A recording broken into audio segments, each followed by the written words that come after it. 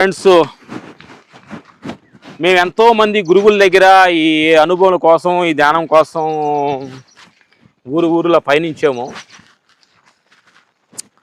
పయనించినప్పుడు చాలామంది గురువులు ఇలా డిఫరెంట్ గురువులు మాకు ఈ ఆత్మపైలో కనిపించేవాళ్ళు.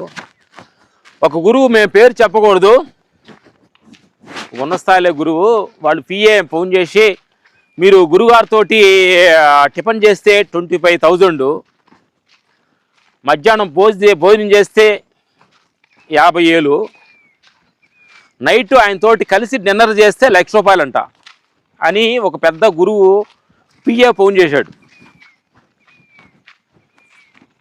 ఇదేంటి, మాకు ఆయన పక్కన కూర్చొని ఫోన్ చేస్తే 25,000 ఏంటి, ఆయన పక్కన కూర్చొని ఫోన్ చేస్తే నీకు జ్ఞానం వస్తుందా, ఆయన పక్కన కూర్చొని టిఫిన్ చేస్తే జ్ఞానం వస్తుందా, ఆయన పక్కన చూసుకొని భోజనం చేస్తే నీకు జ్ఞానం వస్తుందా? మిత్రులారా, ఇలాంటి అమాయకంగా ప్రజల్ని చాలామంది ఏమారుస్తున్నారు.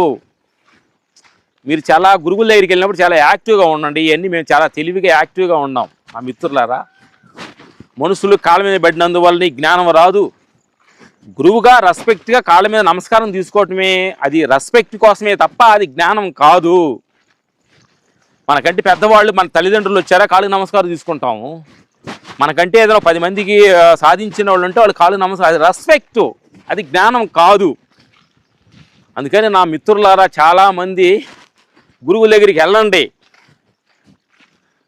కానీ గురువు దగ్గరికి కాళ్ళ మీద పడితే నాకు జ్ఞానం వచ్చుద్ది, గురువుతోటి భోజనం చేస్తే నాకు జ్ఞానం వచ్చుద్ది, గురువుతో నేను తింటే నాకు జ్ఞానం వస్తుందని వెళ్ళాలి. అజ్ఞానంలో మీరు జీవించొద్దు నా మిత్రులారా.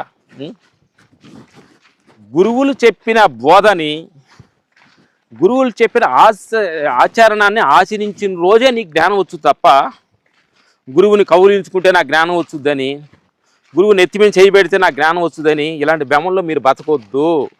ఎందుకంటే ఎంతోమంది గురువుల దగ్గర చూసాము. అదే ఒక 70-80 సంవత్సరాలు పెద్ద గురువు నెత్తి మీద పెట్టి అలా నెత్తి మీద దీవించే అంతవరకే తప్ప, జనాన్ని కౌలించుకొని బోధించినందువల్లనే జ్ఞానం వస్తుందనే భ్రమంలో మీరు బతకొద్దు నా మిత్రులారా. జ్ఞానం అంటే అది నీ లోపల ప్రతి అణువుకి, ప్రతి అణువు నీ లోపల సెల్స్ మొత్తం ఆ స్థితిని అనుభవించాలి. అప్పుడు నిజమైన ఆ స్థితిగా జ్ఞానం వస్తుంది తప్ప, ఇది పై పూతరేకుల్లాగా పై మాటల కల్లా జ్ఞానం రాదు నా మిత్రులారా. ఇది మటుకు చాలా అలక్ట్గా ఉండండి. ఏ గురువు దగ్గర మీరు వెళ్ళినా కానీ అలక్ట్గా ఉండండి. గురువుకి డొనేషన్స్ ఇవ్వటం ఏం తప్పు లేదు, మీ దగ్గర ఉంటే ఇవ్వండి, అది తప్పు లేదు. కానీ డొనేషన్ ఇచ్చినందువల్ల నీ జ్ఞానం రాదు. అందుకని డొనేషన్ ఇవ్వనందువల్ల నీ జ్ఞానం రాదు. నీ దగ్గర డబ్బులు ఉంటే గురువులకి సహాయం చేయండి, ఆసనాన్ని హెల్ప్ చేయండి, మంచిదే, తప్పులేదు. కానీ ఈ డబ్బులు ఇచ్చినందువలన చాలామంది ఈ డబ్బులు ఇచ్చేస్తున్నాను గురువుకి జ్ఞానం వస్తుంది అనుకుంటున్నావే, అది భ్రమలో పడ్డారు. చాలామందిని కూడా మేము గమనించాము.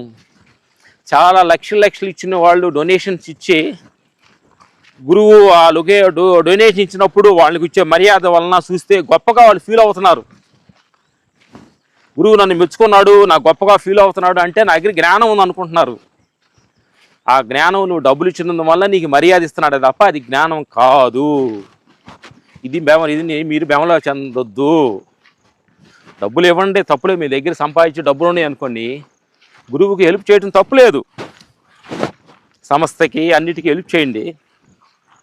కానీ వాటి వల్లనే మీకు జ్ఞానం వస్తుంది అనుకోవటం మీకు పెద్ద అజ్ఞానం నా మిత్రులారా.